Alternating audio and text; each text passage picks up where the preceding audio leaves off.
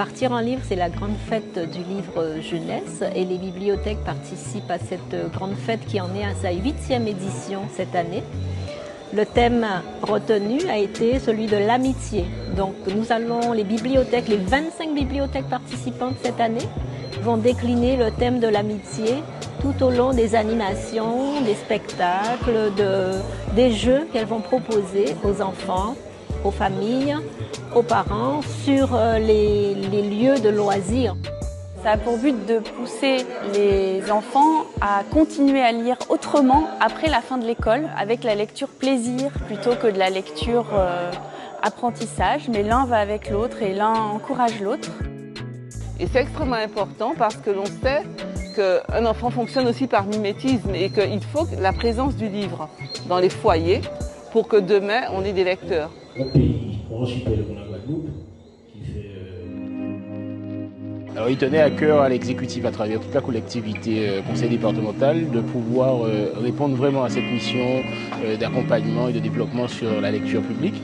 Et précisément, quand on parle de démocratiser la culture, mais il s'agit d'aller plus loin aussi, c'est-à-dire que l'offrir au plus grand nombre de publics, offrir à tous les publics, mais vraiment l'amener à avoir cette proximité et rendre le livre accessible à tous et la culture de manière plus générale accessible à tous.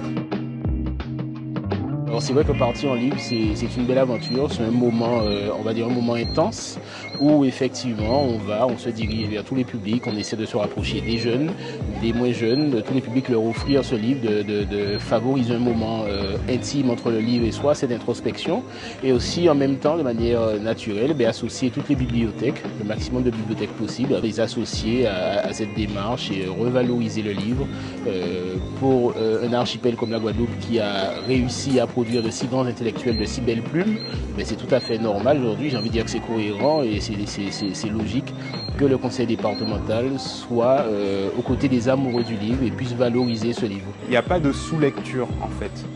Que vous lisiez de la BD, du manga, du roman, une nouvelle de science-fiction ou je sais pas, ou des articles de journaux ou des livres de développement personnel, peu importe ce que vous lisez, lisez.